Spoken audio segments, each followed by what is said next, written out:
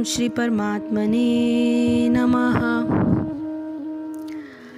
शक्तोनति इह एव यः सोढुं प्राक् शरीर विमोक्षणात् कामक्रोध उद्भवं वेगं सह युक्तः सह सुखी नरः। शक्नोति यानी समर्थ है, इह एव यानी इस शरीर में, यह जो, सोढुम सहन करने के लिए, पाक पूर्व, शरीर विमोक्षणात् त्याग करने से, काम इच्छा, क्रोध तथा क्रोध से, उद्वम उत्पन्न, वेगम यानी वेग को, सह वह, युक्तः समाधि में, सह वही, सुखी नरः मनुष्य। यदि शरीर को त्यागने के पूर्व कोई मनुष्य इंद्रियों के वेगों को सहन करने तथा इच्छा एवं क्रोध के वेग को रोकने में समर्थ होता है तो वह इस संसार में सुखी रह सकता है।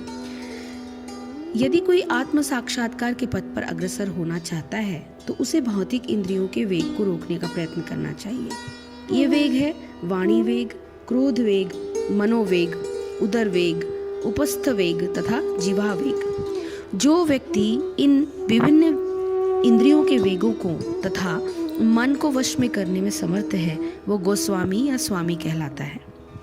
ऐसे गोस्वामी नितांत संयमित जीवन बिताते हैं और इंद्रियों के वेगों को तिरस्कार करते हैं। भौतिक इच्छाएं पूर्ण न होने पर क्रोध उत्पन्न होता है और इस प्रकार मन, नेत्र तथा वक्षस्थल उत्तेजित होता है। अतः इस शरीर का परित्याग करने के पूर्व मनुष्य को इन्हें वश में करने का अभ्यास करना चाहिए। जो ऐसा कर सकता है वह स्वरूप सिद्ध माना जाता है और आत्म साक्षात्कार की अवस्था में वह सुखी रहता है। योगी का कर्तव्य है कि वो इच्छा तथा क्रोध को वश में करने का भरसक प्रयत्न करे। इस श्लोक में भगवान बताते हैं कि किस तरह से अपने शरीर की इंद्रियों पर आपको उसको अपने वश में रखना चाहिए। जो पुरुष शरीर के नाश होने से पहले ही इसी जीवन में काम और क्रोध से उत्पन्न वाले चित्त के वेग को सहन करने में समर्थ हो जाता है वह पुरुष इस लोक में योगी है और वही सुखी है। काम क्रोध के वेग को सहने वाला ही योगी और सुखी है।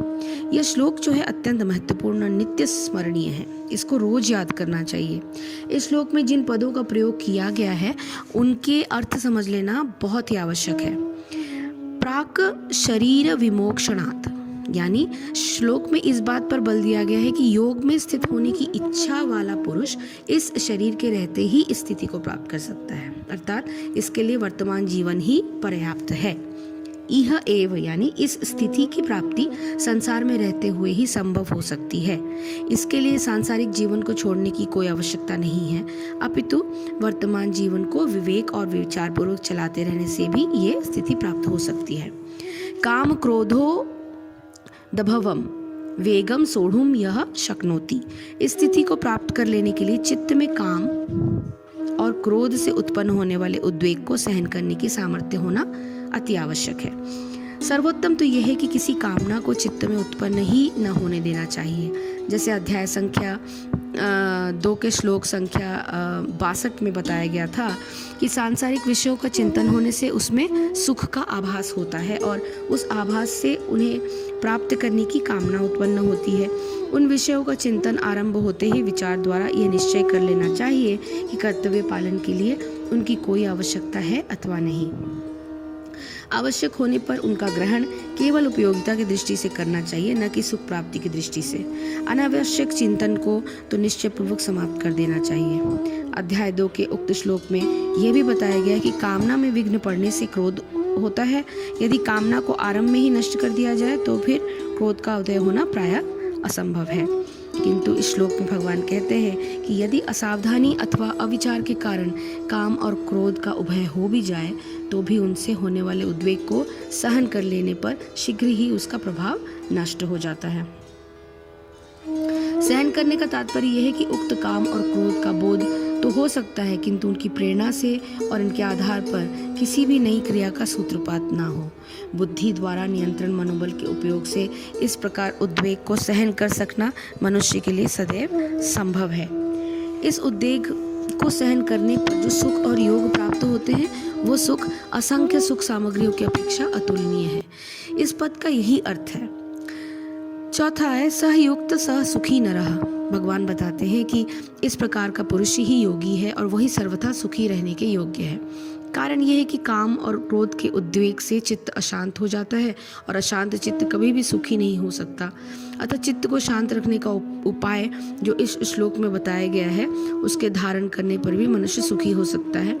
इस प्रकार सर्वथा शांत चित्त वाला पुरुष ही योगी और सुखी कहलाने योग्य है। संबंध एक और तो बाहर के विषय भोगों को अनित्य, क्षणिक और वास्तव में केवल दुख का कारण समझना चाहिए, और दूसरी ओर मन में उठने वाले काम और क्रोध के वेग को इस विचार से सह लेना चाहिए कि इसको सहने पर अतुलनीय सुख प्राप्त होता है।